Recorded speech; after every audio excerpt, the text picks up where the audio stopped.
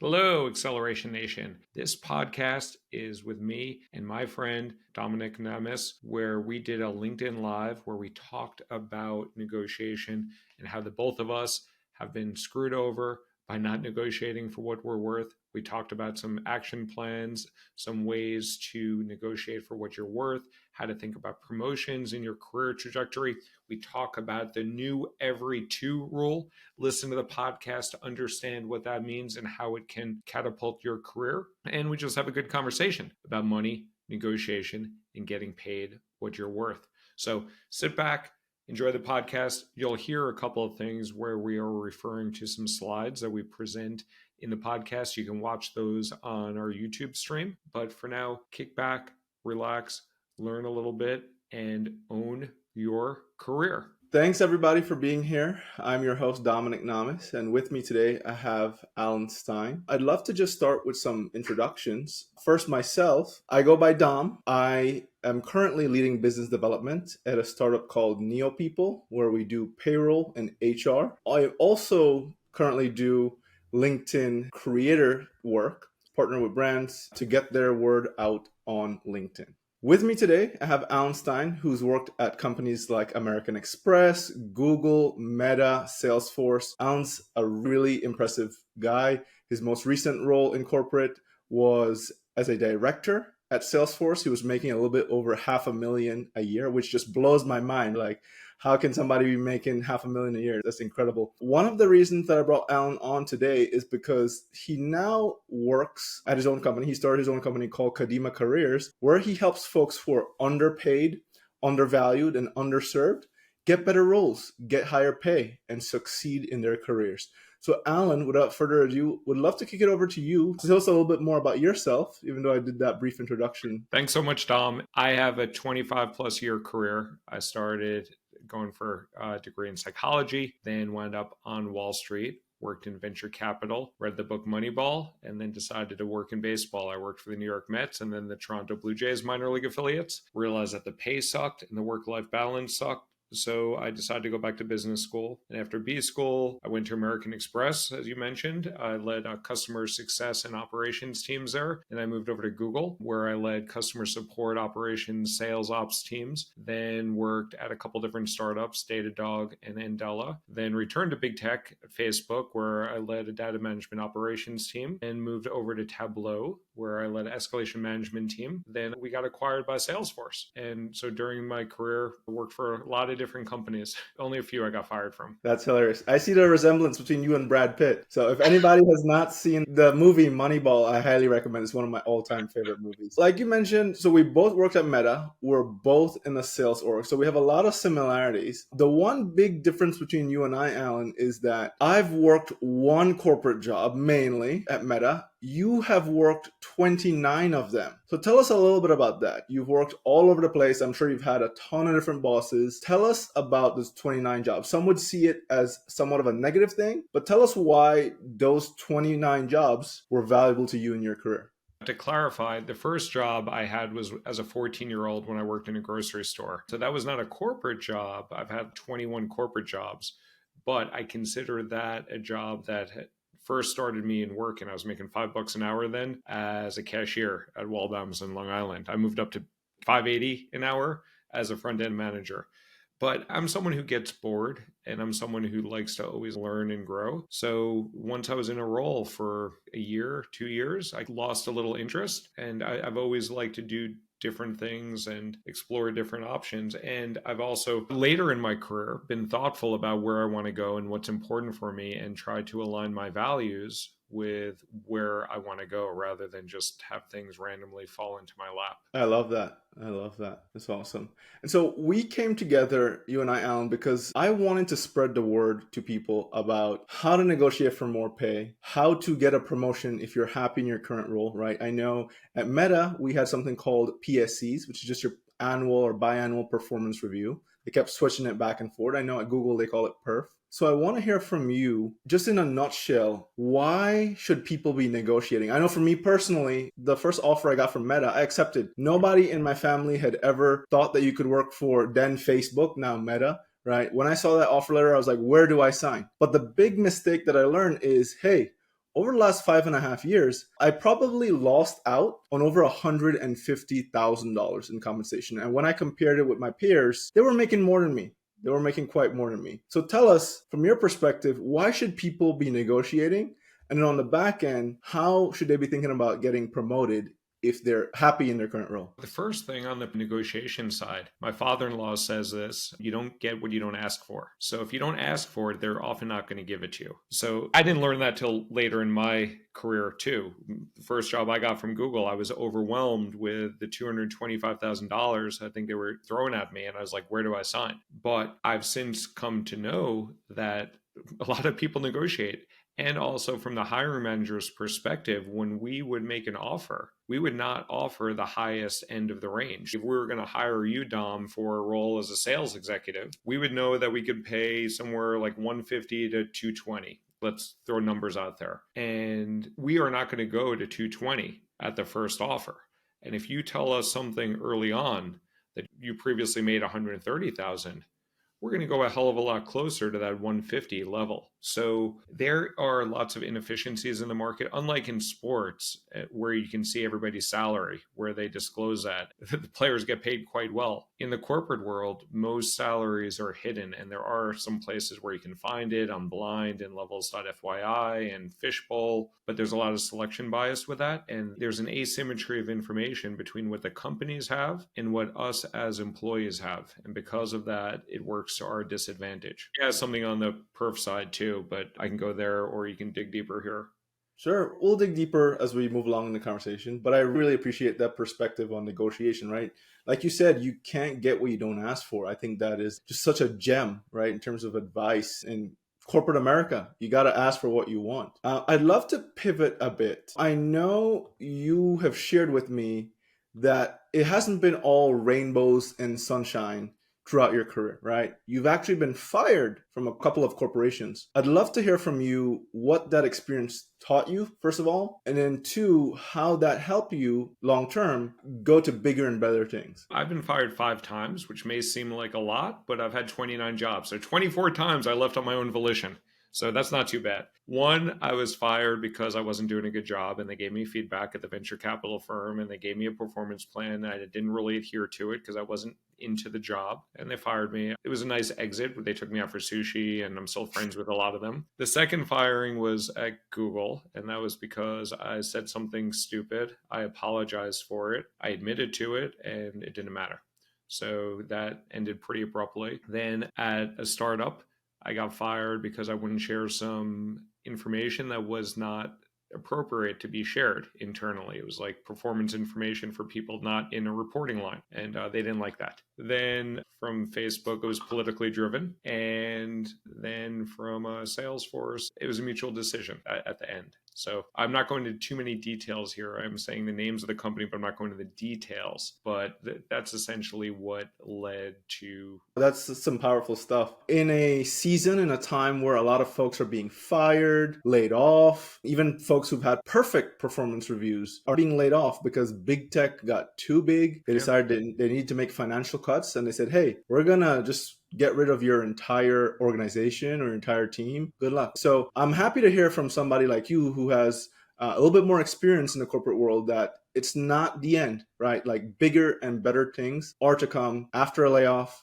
after being fired, after an exit. There were tough lessons. Yeah, I'm sure. So you started your career making $5 an hour, like you just shared, right? You got older. You decided, hey, it's time for me to actually make some real money. Eventually, you jumped into tech. I'd love to hear how you jumped into tech and what that pay bump looked like when you originally broke into tech. So I had applied to Google 5 times for roles that I was a good fit for, and I never got a response back. I think I might have got 1 rejection and like 4 ghosts, like just never responding. But I was always intrigued by Google back in 2010, 11 timeframe. It was pretty clear the best place to work in the world, like on the top of every survey. They pay well, they treat people well, you get to bring your dog to work, you get to hang out in ball pits, all that good stuff. So I tried to get in there to no avail. And then just through fortune and luck or whatever, I was having drinks with a buddy of mine who I went to college with. And I was complaining about American Express, that I just wasn't growing there. It was a slow progress there. It took me 10 different times to get promoted. And he's like, why don't you work at Google? was like, I would love to. And he put me in touch with this guy that he happened to play softball with. And this guy, Ben, liked me and liked my background. And then he put me in, like, he showed me a role and said, hey, we think you could be a good fit for this product operations and escalation management role. What do you think of it? I looked at the role. I had no effing idea what it was. And I told him, yeah, this looks great. I can do it. And then the next day I got a recruiter call set up, and I still had to go through interviews. But if it wasn't for 11 rounds of interviews at that with Google, if it wasn't for the connection and a friend of a friend, my resume would have never got looked at Google. Wow. Wow. Wow. Wow. So do not give up the first time. Just try again and try another time after that. Wow. It's pretty incredible. And I'm sure having that big name Google on your resume worked wonders, right? What did it do for you in terms of compensation and progression after that? Yeah. So let me just show a quick slide here. Let me share this. So the left column is what I was making at American Express. The center column is what Google offered me. And like you, when they offered me that amount of money, I was like, where do I sign? And I did not negotiate at all, which was stupid in hindsight, but you live and learn. And then 10 years later at Salesforce, my comp went up. This is like my trajectory over time. I'm not showing these numbers to brag. I used to be embarrassed to show these numbers because I thought they were too low, because I know people at Google and Facebook at the same level of me that were making more than me. And I was like, damn, I should be making more. I was probably near the top of my range, near the end of my career, but early on, I was not. The point being is, yeah, like knowing that information and like improving over the course of my career, understanding the flexibility of the different criteria, like the salary, the bonus, the 401k match. Equity is huge at these companies, and people do not understand how valuable that is. And these are not options. These are not unvested RSUs, restricted stock units. This is the compensation, the money that went into my bank account before Uncle Sam took it out. I was able to pay for my kids' tuition and our mortgage and our vacations and fund Kadima right now in hindsight. Like, I didn't know Kadima was coming. I want to dig into some of these numbers here. So for one, you took a hit after Google. Tell us a little bit more about that. And then secondly, what would you say to the person starting their career right now? How do you make $500,000? And it's funny that you said you thought it was too low, right? Life's always about perspective. You feel like you're on top of the world. You're making $500,000. The guy next to you is making 600. The other person next to you is making 700. How do you, one, not get jealous, keep yourself grounded, but two, strive for the moon and say, look, in the next 10, 15 years, I too can make $500,000 a year? Yeah, on the last point, people can learn things, people can grow. I'm a strong believer in what Carol Dweck talks about, the growth mindset, so that we can learn and grow and improve. Secondly, if you don't aim high, how the hell are you going to get there? I wasn't thinking Google when I got to Google. I was thinking tech. I had applied to several tech companies. I got rejected from Facebook, and I got an offer from some startup that was bought by Gilt Group, and I turned it down because it didn't make sense at the time. So aim high. Like, there's no downside of that. And then to your question of why the downturn after Google in 2017, I lost my job at Google. I had zero compensation. Like, what you don't see here is like my salary went down basically to zero outside of unemployment benefits, which is like $24,000 a year. So when I had the opportunity to grab a consulting gig with Datadog, and I think it was like $15,000 a month or so, if I recall correctly, I took that, even though it was only 180,000 versus 540,000, still versus my unemployment of zero, it was $180,000 more. You can't worry about what your high point was before. You got to really understand what your BATNA is. And as we talk about negotiation, that's a term that means best alternative to a negotiated agreement. If you are currently employed for a job with $112,000, if you don't take another offer, your best alternative is that job at $112,000. That's what you need to understand, what your opportunity cost is or what your BATNA is. And I know folks listening on the LinkedIn Live might be listening to some of these numbers and thinking like, wow, like these are some really high numbers. These are in some cases more than what I make, but I just want to give some context too. Even at 112K or even 150 or 180K, right? You live in Brooklyn, one of the most expensive places in the country. You have a family, you have to pay for your kids to go to school. So even at those kind of big numbers, You live in one of the most expensive places in America, so it's all relative. Definitely doesn't go as far as 500. Oh, and by the way, like my wife works too, and my wife is a doctor. And I track on a spreadsheet over the last 20 years of us being married. I think about like 15 years, I've made more than her. In 5 years, she made more than me. The last three at Kadima, she's made more than me. Or maybe it's 12 and 8 or so. So that's not the only income that we have coming in. And that also helps to make decisions. So I don't have health insurance now, but my wife does through NYU. So there's different decisions that you make based on your family situation. If you're going to have kids, I made different decisions. I was at American Express while I had kids. I still have kids now. But while my kids were young and I was coaching their football team and baseball team, that job was much more conducive for me to do that. All right, so taking a little bit of a pivot now, tell us more about Kadima. What are you all about? What's your mission? Give us your elevator pitch. Yeah, so Kadima Careers was created in 2020 during the pandemic. I've always been very passionate about growing and developing careers, and I've hired lots of people. I've had to fire a handful of people. I've promoted dozens of people. And people have always come to me for career advice. I got 9 people into Google while I was there, which was a high number. I got paid $4,000 a person.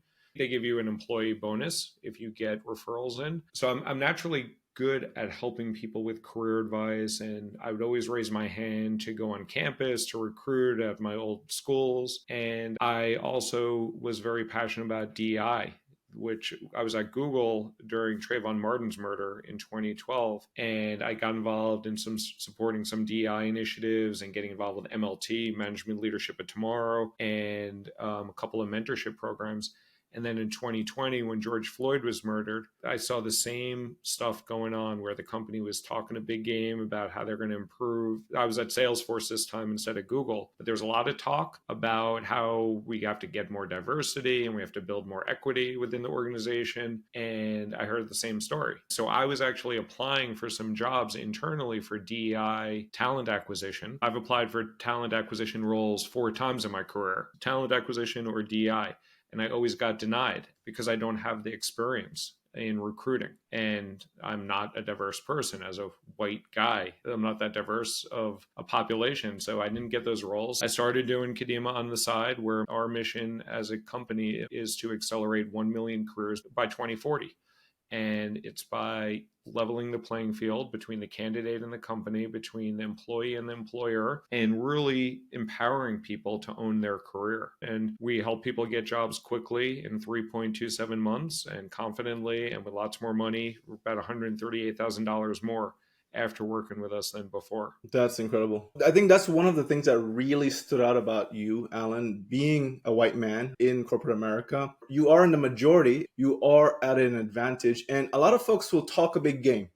They'll talk about DEI, they'll send some people to Afrotech, they'll do all this stuff, but when you look at their leadership team, it's one black woman or it's one black man on the board of directors, right? No Hispanic folks, no woman. Like, I come from a very diverse background, being from the Caribbean. I have a little bit of Chinese in me. I consider myself part black, part Hispanic, the typical Caribbean background. You're kind of a mix of everything, right? All the minority groups. But that's what stood out about you, the fact that your mission is to help elevate these folks in corporate America. I took a look at some of the work that you've been doing recently, and a couple of things stood out to me. And I can't remember the exact numbers, but I do know you helped a black man, a black woman, I believe an Indian man, negotiate anywhere from about $50K extra to, I think in one case, $123,000 extra. Tell us a little bit about that. Yeah, so 143 is our high watermark. That was a white woman. We use some proven tactics that work, that I've learned over the course of my career being on the candidate side and the employer side. One of the best pieces of advice to give, and you and I have spoke about this, is not to share your number, not to reveal your cards to the employer. There's lots of reasons, there's lots of science behind it, but you, especially underrepresented people, I think the numbers are black men get paid about 73 cents on the dollar versus women versus white men.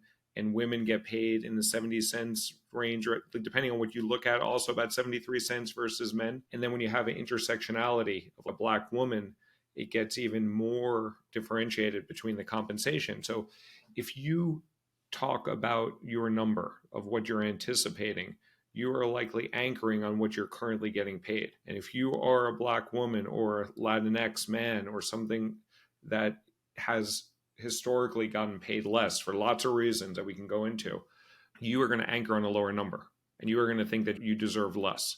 And I have real examples. We can go into it about a Latinx woman in New York, level 9, like I was at Salesforce. She's 52 years old. I'm 49 years old, about the same level of seniority. And I was getting paid double her. Like when I showed my W-2, my paycheck from Salesforce, she was upset that I shared it because she thought it was like bragging and showing something that she could never attain. And my intent is, this is what you can make. If anything, there's people making more than me that are not sharing their paycheck. I grew up in Brooklyn, as you mentioned. I'm first generation college student. My grandpa was a blue collar cab driver. And I grew up in a diverse area where I just didn't really see a difference in not that much of a difference in people. That hits so close to home, just on a number of marks. And I'd love to just dissect this a little bit. So you talked about the individual who was a director at Salesforce and making pretty much half of what you were doing. Yeah. I've posted about this in the past. And on one hand, there's this idea of this awkwardness. Alan, you put me in a very awkward position. We're the same level, same background. You're a man, I'm a woman, you're white, I'm not. You're making double what I'm making. What do I do with this information, right? So there's a bit of awkwardness to that, but I'm a huge advocate of salary transparency. And had you not shared that, my thought is, hey, they may have stayed at that level with a 5% increase, a 4% increase over time, right? Now they know, hey, I can go back to my manager, I can go back to HR at the next performance review and say, look, why are they making so much more than me? My level of work is just as good. Or alternatively, they can move to a different company, which oftentimes happens, and say, look, these are my expectations, or I'm not willing to go below X amount, take it or leave it. So I really appreciate you sharing that. And I think salary transparency at the end of the day helps all of us, right? It's not about bragging and showing people, oh, I'm making so much money, but it's, hey, I'm making so much money. Let's help you get there too. All you have to do is look at athletics, where like in sports, everybody's contract is public knowledge. And like in sports, you have an agent that's helping you negotiate for more. In Facebook and Google and Salesforce, you do not have that. So we act as that agent. Some people have likened us to the Tom Cruise character, Jerry Maguire. And we feel like that sometimes, where we're advocating for our client to get more money, and everybody is employed at will. And that gives everybody the right to free agency. And I wanted to just quickly touch on one of the earlier points that you were making too, about helping folks from minority backgrounds excel and make more money, right? I think I've made this public knowledge on my LinkedIn, but I'm engaged to a Black woman. We're actively planning our wedding coming up in a few months here. She's a veterinarian. One of the things that shocked me was the stats behind that. Black woman vets in America are less than 1%. They're like 0.001%.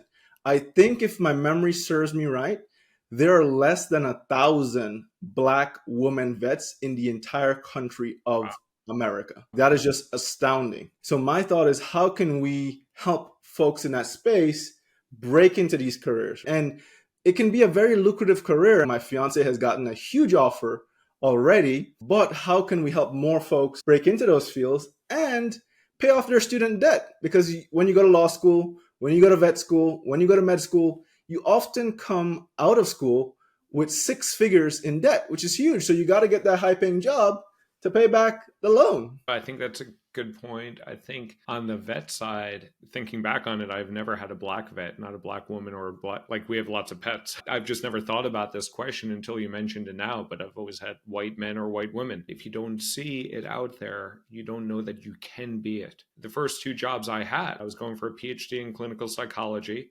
My mom happened to be a social worker. I saw my mom be a social worker. I was influenced by that. That was my first job. The second job I had was on Wall Street. Guess who worked on Wall Street? My dad.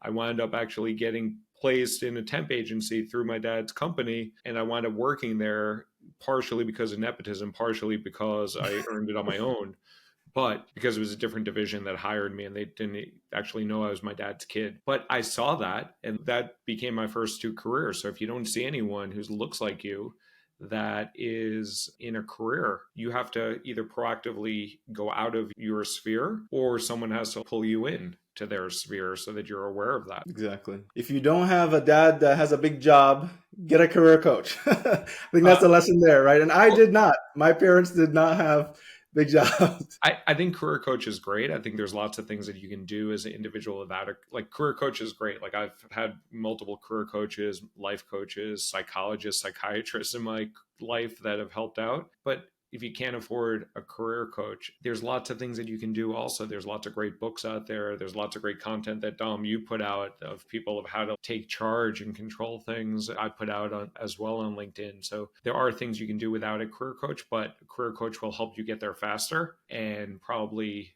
faster and with more money. Yeah, absolutely. One thing I'll throw out there, and I know it does not apply to everyone, but if you have a job in tech, you likely have some benefits you're not using. For example, when I was at Meta, they gave us a free subscription to a platform called BetterUp. Through BetterUp, I got a career coach, a fitness coach, a nutrition coach, all paid for by Facebook. So I was like, why am I not doing this? People would normally charge thousands of dollars for these services. So I had 3 different coaches simultaneously, and they were some of the most brilliant and accomplished people I've ever met. One was a former VP at PepsiCo. He now coaches somebody who has made it from a person on the line at Chipotle to the VP level. They're looking at him for C-suite next at Chipotle, for example. So the point there is that these career coaches have helped people tremendously accelerate throughout their career. So tap into them, especially if your job is paying for you to have a career coach. Yeah, that's a great point. A lot of these companies have great benefits that people don't use. Sometimes you get tuition reimbursement. At Google, people were able to take training on anything. I had someone on my team that took cosmetic training on how to put on makeup better. Someone else took banjo training. They didn't reimburse all of it for some of those things. But for things that are more work related, you would get them reimbursed. So a lot of folks listening in right now are in the market for a new job, right? Whether they're at a job that they don't particularly love or doesn't pay super well, they're looking to pivot to something else, or maybe they got laid off recently, right? So I would love to hear from your perspective. What do you feel the current market looks like, and how can they be navigating that and accelerate themselves to a bigger, better job? Yeah. So the current market is tough. We at Academic Careers track the weekly job trends. And during the peak, like 2021, 2022, we look at the top 100 companies, and people can go to our website and download the list of the top 100 companies we recommend. But those top 100 companies were hiring about 550,000 people a week. They had 550,000 open roles per week. Now it's down to about 185,000. It was down as low as 150,000. So it's coming back up, but it's not as ebullient of a time as it once was. But there are still jobs to be had. And if you are in the market for getting a job, you can either sit on your tush and twiddle your thumbs and do nothing, or you can take the proactive steps to make progress, to have conversations, to apply for the right roles at the right time, on the right sites, and to take every interview and practice and to continue to work it. So there's still 185,000 jobs open. There are job openings all the time, and companies may not be adding roles, adding new headcount as quickly as they did before, but they still are adding in some key areas. And there are often backfills occurring, and there's always churn in the marketplace. That's incredible. So along the same line of helping folks get better jobs, tell me about the interview. How do we crack the interview to get jobs at places like Meta, Google, Atlanta Airport, those type of places? How do we crack the interview? So and I've interviewed probably 2,000 people in my career, and I've probably been interviewed almost about the same amount of time for lots of jobs because I don't care about getting rejected, and I've been rejected a lot. The interview, whether it's stage 1, which is the recruiter screen, stage 2, which is a hiring manager, or stage 3, which are the loops. And this is like about 90% of interviews go like this. Sometimes you have a presentation, sometimes you have a panel interview, but pretty much it's like that. Every one of those 3 stages of the interview have 4 phases. And those 4 phases are rapport building. You need to shoot the shit with someone. Ultimately, it's a human making a human decision, and you need to build rapport with somebody. Secondly, tell me about yourself. The most popular question ever asked in the interview is tell me about yourself, or walk me through your resume, or what brought you here today. You need to have that down and in less than 3 minutes. And by the way, LinkedIn has some great tools to use that you can practice right there. 3 is questions for you. And most companies that do a good interview process use behavioral based interviewing techniques. So they might say to you, Dom, tell me about a time when you had a difficult client and you were about to lose that sale. How did you manage that? And there's a way to answer that. It's called the STAR technique. Situation. The situation was this. The task was this. The actions that I took, A, B, C, D. And the results were this. And that's essentially how they are wanting you to answer the question and the framework that they are used to hearing and the framework that will work. And then the fourth part are questions that you have for them. And you better have questions for them, because when they say, Dom, that's all the questions I have for you, what do you have for me? If you're like, oh, I don't have any, you're not going to be invited back to the next round. Yeah, you didn't do your homework. I think for me, when I was interviewing at then Facebook, they were shocked by some of the questions I asked. I did my research, right? I looked at their LinkedIn, I looked at their background. What led you to want to move from American Express or Salesforce or Google to Meta? And they're like, how did you know I worked at Google? I was like, I did my research. So you got to do your homework, you got to do your research and start asking questions about that. And the conversation went really well. Spoiler, I got a unanimous yes. I got 6 yeses back then. And I got the last job offer to come and work at Facebook. And the rest was history. Congrats on that. Yeah, it was a great time. The one thing I didn't do, though, I got the job, I got the offer, had a great career at Meta. The one thing I did not do ever, maybe my only regret in the last 5.5 years, is not negotiating for more. And by my estimation, the same folks who graduated with me, got into Meta, basically had similar career progressions. They have made over $150,000 more than me in the last 5.5 years because they went to bat for themselves. They negotiated. So my question to you, Alan, is for folks in that position, tell us a little bit more about negotiation and specifically your golden rules of negotiation. So internally, you have less leverage to negotiate than externally. So internally, once you are reporting to a manager, they have limited discretion on where they can move your money, except like during performance reviews. And especially at Facebook, Facebook is I give them a lot of credit for being fair and transparent with their compensation plan. Based on whatever your rating is, that calculates to your comp increase. There are some levers that managers can pull, but it's a limited pool of resources. So your ability to negotiate internally at most companies, at most bigger companies, is very limited.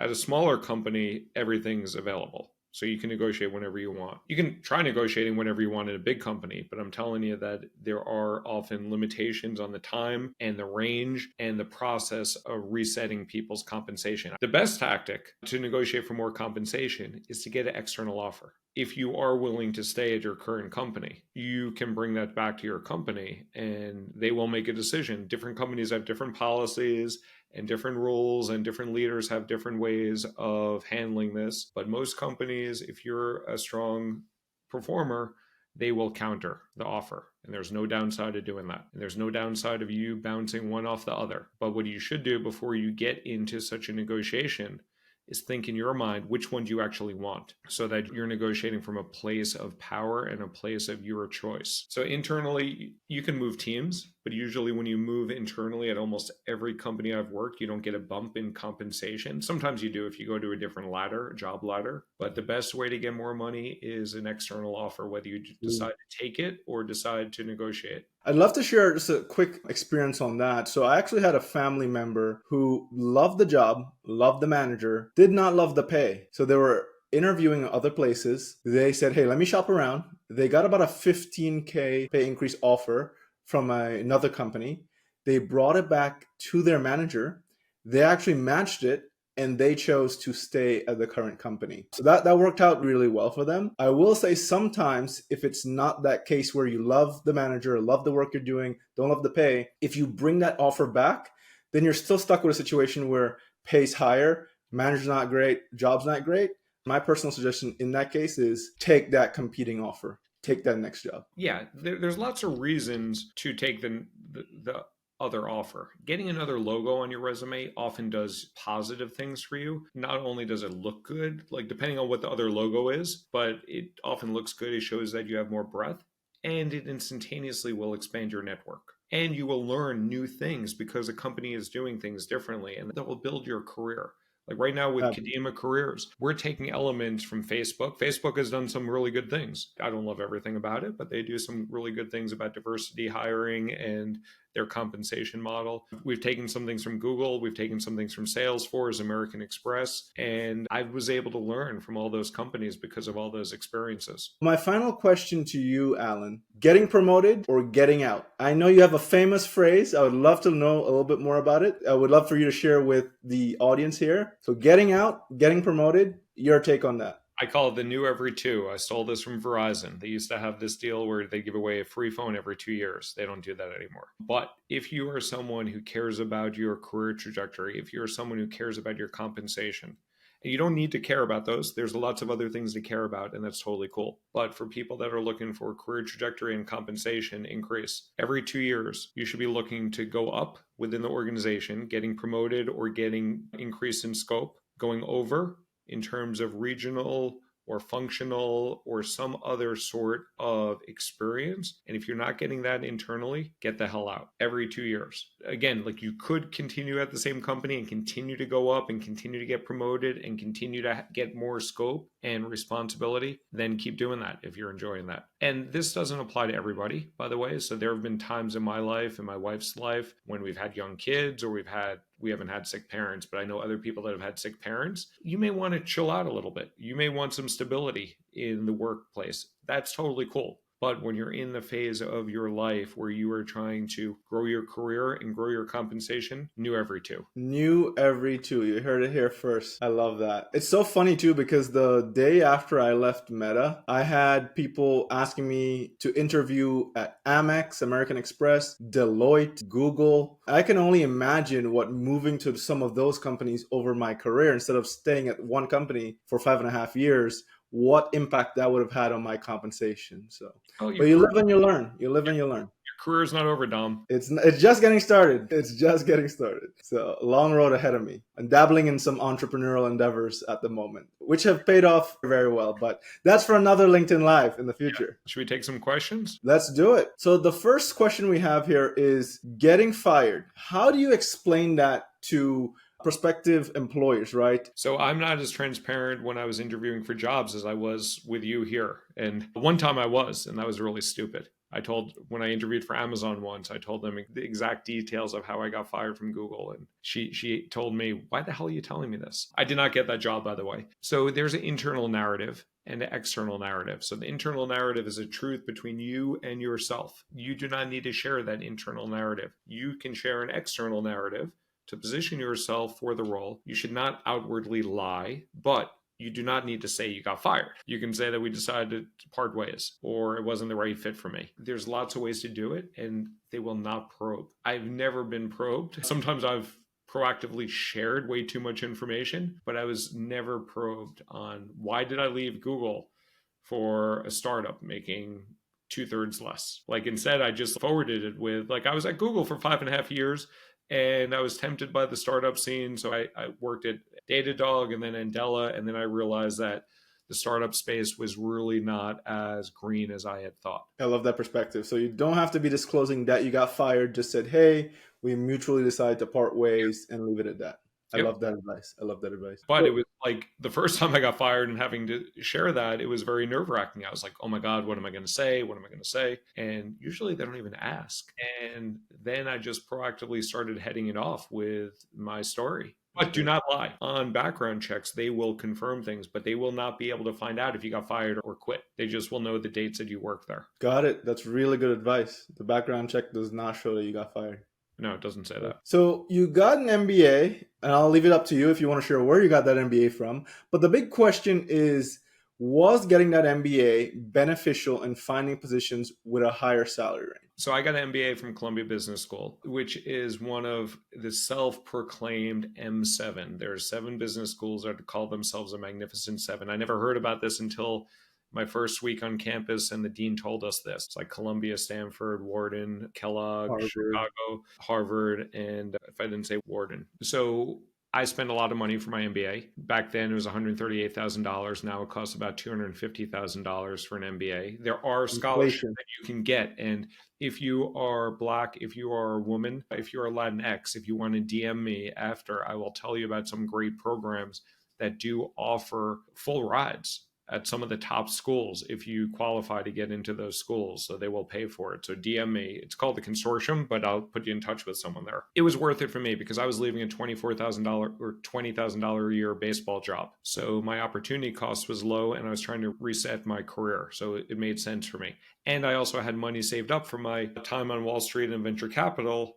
So I did not need to take out significant amount of student loans to pay for my business school. So that went into my decision-making process.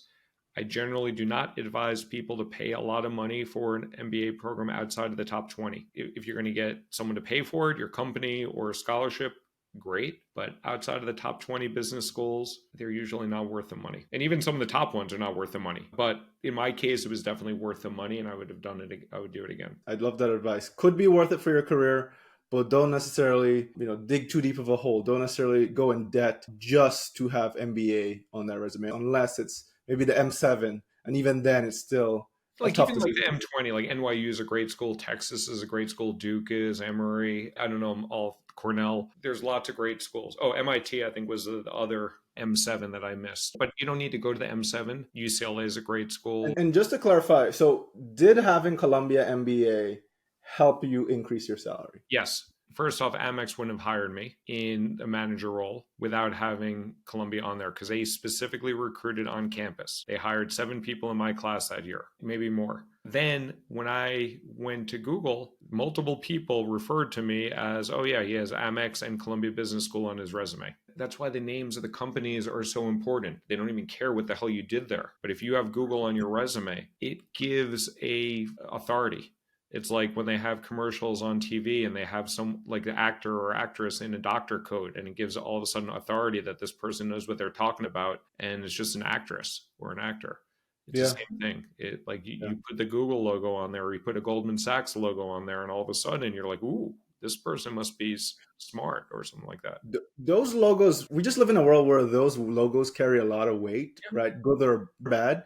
It's just a reality. I think at one point, maybe not now because the company has grown so big, but back in the day, and by back in the day, 2016, 2017, Facebook, before it was Meta, it was harder to land a job at Facebook than it was to get into Harvard, right? Yep. So to put Facebook on your resume carried a lot of weight. But since then, there's been a lot of controversy, a lot of that we won't get into here in this conversation. But let's just say in 2023, perhaps it doesn't carry as much weight. But still, those big tech companies. Yeah, it's still quite attractive of a logo to have on there. And people do know it's competitive to get in there. And you do learn a lot. Like I have issues with Facebook.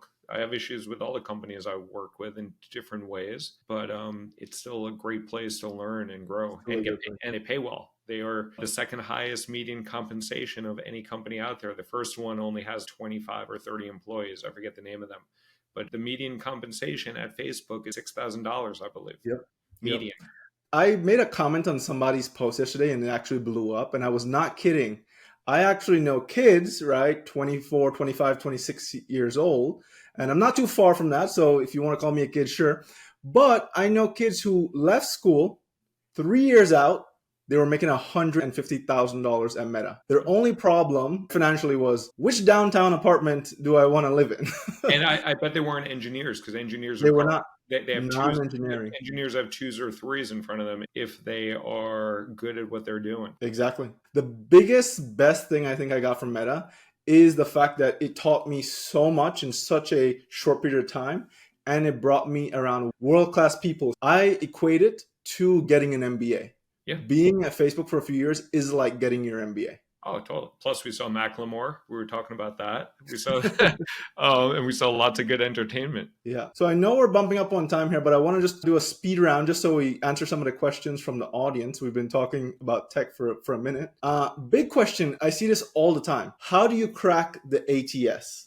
And I know there's Yeah. a lot of untruth around this. There's a lot of misconception around this. So I'll answer that, but I also put in the chat our free negotiation cheat sheet so everybody can leave here with a goodie of how to deflect and defer and decline to talk about compensation, so people can grab that. I highly recommend you grab that, folks. It's really good stuff. ATSs are the most overrated, misunderstood pieces of software out there. And for people that do not know what the acronym stands for, it is application tracking software. People try to backwards engineer their resumes to try to crack the ATS. It's all bullshit. It's essentially a CRM, a customer relationship management tool. I've seen these at multiple different companies. I've used them. I was not a recruiter, but I took on recruiting activities when I've had recruiters on my team that have gone out on maternity leave at 2 different times. I look in the ATS tool, and essentially what people do is they look at the resume and they look at the LinkedIn profile and they make a quick decision. And when I was acting as a recruiter, I might do some Boolean searches of, hey, let me find people that have these companies on their background or these titles on their background. This is how I would do it. I would just go quickly, yes, no, and then there was like a penned pile, like a maybe pile. And I would do that quickly. And most were no's. And most were no's within 5 seconds. And you can tell because the resume has too many pages or is not clear or does not have any logos or like company names or schools that you've ever heard of. And these are all competitive companies. So I am not going to have to look too hard to find my 20 candidates or 10 candidates to consider. The best way to get through an ATS is through a referral. I love that. Get the referral. Don't even worry about the ATS. And that's what I did. Full transparency. I got a referral into Facebook about 7 years ago now, 6.5 years ago. I landed a job. So it definitely helped. Last question for you here, Alan. Folks have been wondering, when the job application asks you for a number, your expected salary, how do you handle that? So if it's an optional field, you just leave it blank. And every field in the ATS, when you're filling out, either leave blank outside of your name, your email, your phone number, and your LinkedIn profile. Everything else you can leave blank unless they require it. If they ask for compensation, leave it blank. If they require you to put something in there, type in negotiable. If they don't allow you to use words because they have data validation on and they require a number, just put the number 1 down. Or 2 or 3, just pick a single digit number. I just say 1, put it in there. And the reason why I say this is if you are a good candidate, the recruiter is going to call you up anyway. But if you put a number that's too low, you're going to cut your knees out from under you. And if you put a number that's too high, you're going to eliminate yourself from the conversation before it even started. So do you want to try to guess what the number is, or do you want to just go on to the next round? So at the end of our conversation, Alan, this has been just tremendous. What is the best way to reach you? If people want to keep this conversation going with you, how can they reach you? Yeah, thanks, Dom. The best way is LinkedIn. So I do have a lot of people in my inbox as well. Maybe I don't have as much of a life as you because I actually am around, like able to get to them. And I also have some help on my team that helps me with that, but it's mostly me. And reach out to me on LinkedIn, connect with me on LinkedIn, follow the stuff that I share on LinkedIn, give me feedback. If you think what I'm saying is bullshit, call bullshit on it. If you need further explanation, please push me on that, and appreciate your support. I love that. So reach out to him directly on LinkedIn, shoot him a DM. He'll be happy to help. Alan, thank you so much for a fantastic conversation. Thank you for listening. Thank you for keeping with us. We really appreciate you being here.